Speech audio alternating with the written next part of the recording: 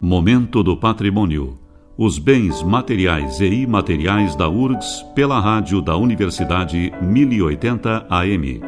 Produção e apresentação, Guta Teixeira e Diego De Vincenzi.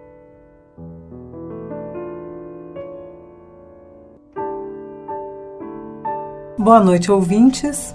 O setor de patrimônio histórico realiza dias 27, 28 e 29 de agosto o segundo seminário comemorativo ao Dia do Patrimônio Histórico. O evento, que também comemora os 15 anos do projeto Resgate do Patrimônio Histórico e Cultural da URGS, terá como tema Patrimônio, os lugares, os objetos, as ideias e as pessoas, e será desenvolvido sob a forma de palestras. Vamos conversar hoje com a coordenadora acadêmica do seminário, a professora doutora Luísa Duran Roca, da Faculdade de Arquitetura da URGS, e que será a mediadora das palestras no evento. Boa noite, professora. Boa noite. Professora, a sua parceria com o setor de patrimônio histórico começou no primeiro seminário comemorativo ao Dia do Patrimônio Histórico, realizado ano passado. A senhora apresentou a palestra Estudos de Casos Internacionais, que certamente inspirou-a na idealização deste novo seminário, deste segundo seminário. Qual é a sua avaliação do seminário de 2013?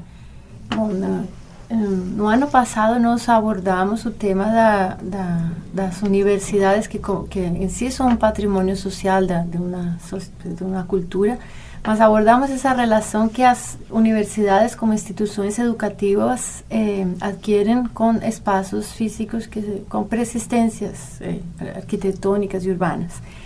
E a conferencista Ana Lúcia Meira, que na época diretora, superintendente do IFAM Rio Grande do Sul, do Instituto de Patrimônio Histórico Artístico Nacional,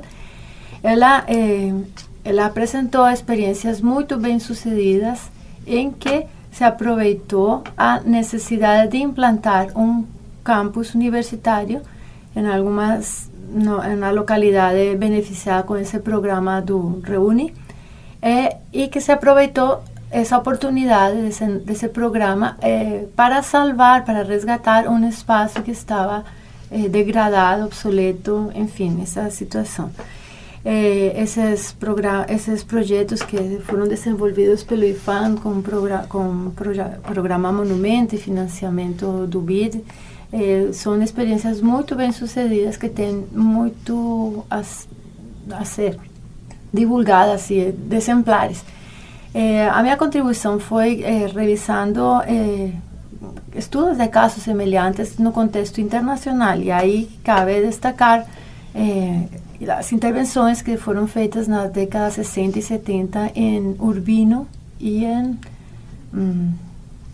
Bologna, em Itália. Experiências que, por seu rigor metodológico, desde o ponto de vista da restauração urbana e arquitetônica, pela participação da sociedade e da comunidade envolvida como um todo no projeto, e pela essa destinação desses espaços a novos usos, como é o caso de programas educacionais, são um sucesso também a ser considerados, que foram projetos que ditaram a pauta nesse sentido.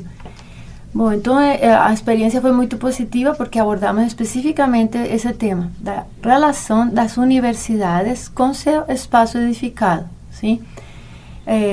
Participaram principalmente alunos da arquitetura da URGS, que tinham a proximidade.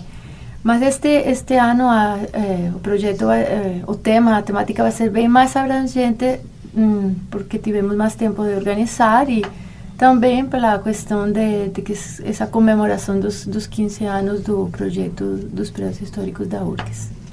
Professora Luísa, como foi o processo de escolha do tema deste segundo seminário do patrimônio, que o próprio título já traz, né, provavelmente os temas que vão ser desenvolvidos ao longo das atividades? Os lugares, os objetos, as ideias e as pessoas.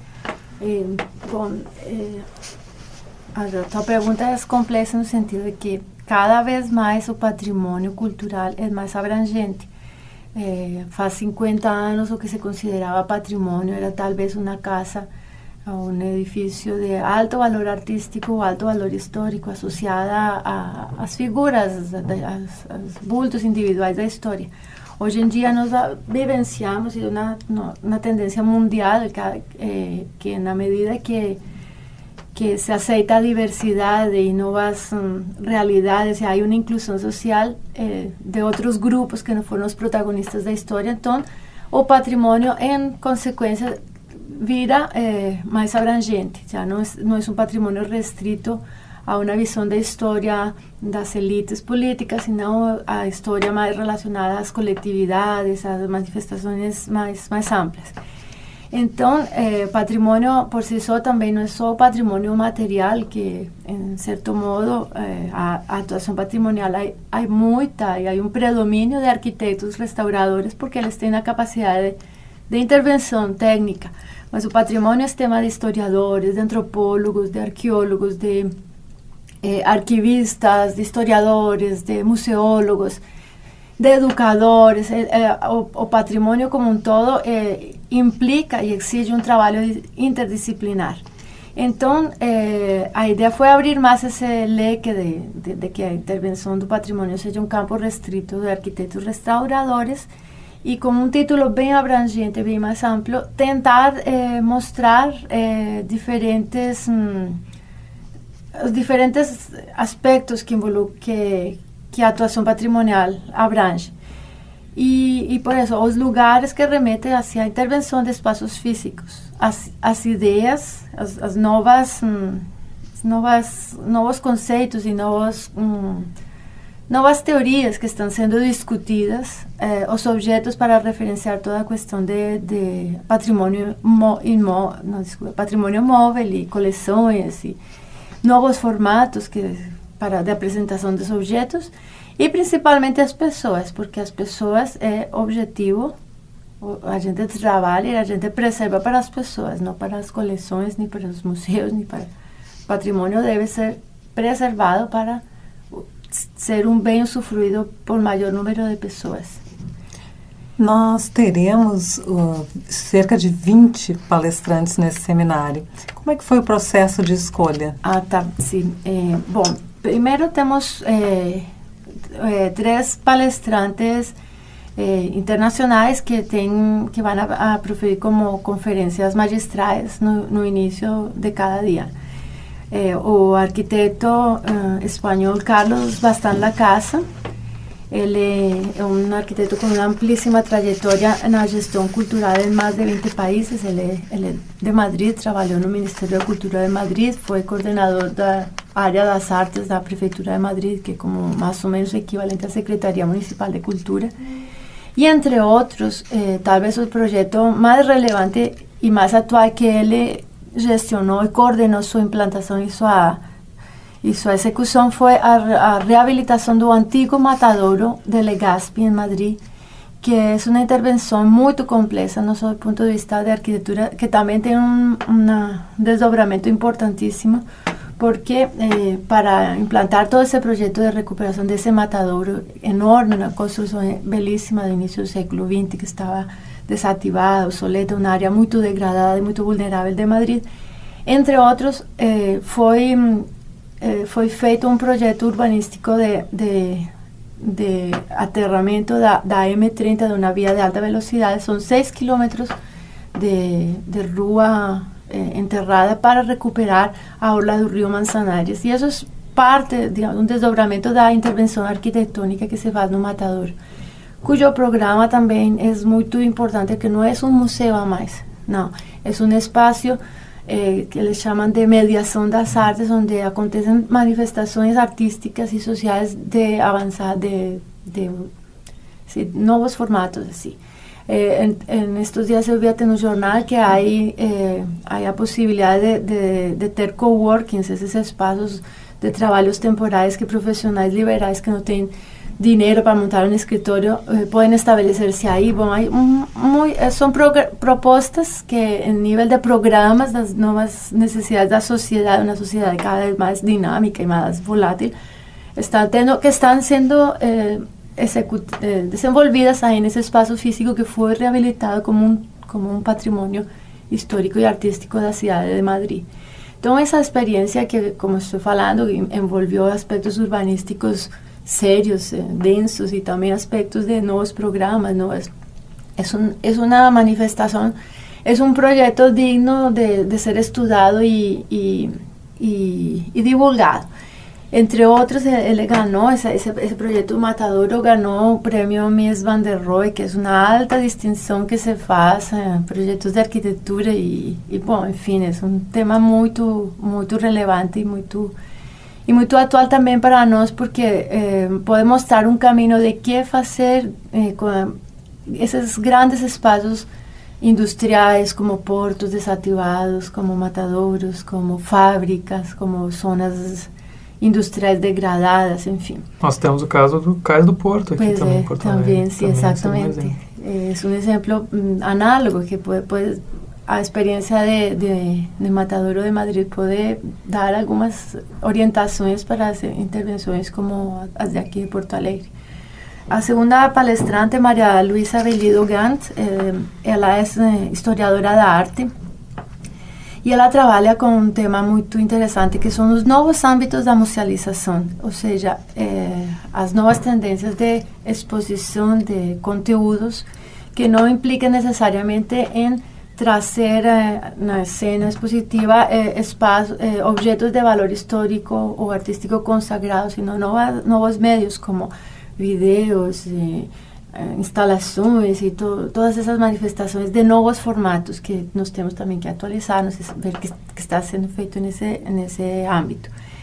E o terceiro palestrante internacional é o arquiteto Alberto Escobar, de Bogotá. Ele é uma pessoa que coordena, é o diretor da Escola Taller de Bogotá, que é um projeto, um dos projetos desenvolvidos que foram implantados em várias cidades da América Latina e de África, em Brasil há escolas taller que foram implantadas com apoio da Agência Espanhola de Cooperação e Desenvolvimento faz já mais de 20 anos, e que nessas escolas taller se ensina a jovens carentes, marginalizados da educação formal, pessoas vulneráveis que não têm o sustento, que, por exemplo, sim, pessoal carente, se ensinam ofícios tradicionais da construção. E, bom, aqui no Brasil há a Escola Taller, que foi fundada sob esses parâmetros dentro desse programa da AESI em João Pessoa e em Salvador de Bahia. Aqui no Sul não temos ainda uma escola taller como essa. Mas no caso da Escola de Taller de Bogotá, que é interessante a experiência de Alberto, ela foi fundada em um momento momento conjuntural, porque foi quando a Espanha entrou com restrições para a cooperação internacional pela crise econômica que começaram a vivenciar lá no final do 2007, 2008.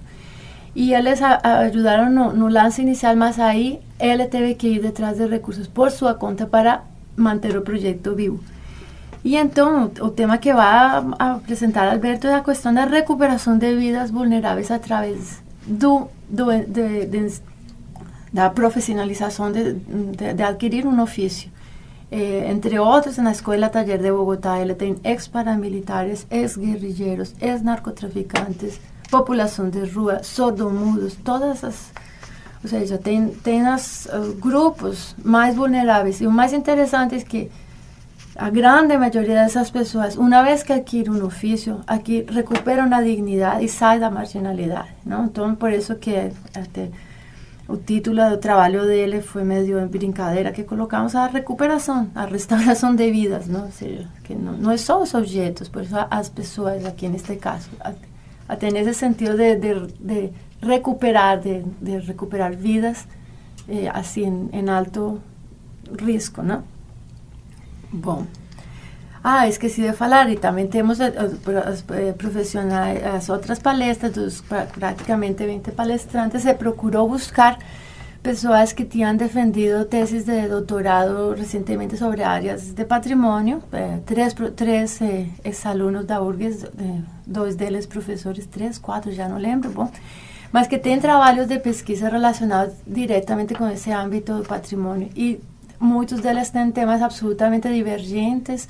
Não há uma unidade ideológica em relação à formatação do seminário, tudo o contrário, é um espaço em aberto para que as pessoas que têm trabalhos recentes, tanto na produção acadêmica como na produção profissional e até institucional, os diretivos dos órgãos de patrimônio, comentem e mostrem seus trabalhos recentes, o que está sendo feito e tal, para criar esse espaço de discussão e principalmente levar tudo isso aos alunos da URGS e às pessoas que queiram participar no evento.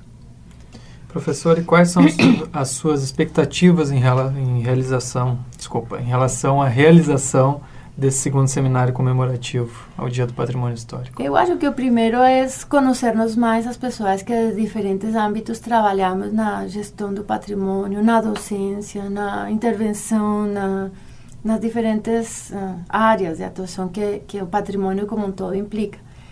Principalmente isso, conhecernos mais, saber o que estão fazendo uns, saber o que estão fazendo outros, relacionar mais a universidade, principalmente o âmbito acadêmico da Faculdade de Arquitetura, da qual eu sou professora, com a própria universidade, com o setor de prédios históricos, com a sociedade, enfim.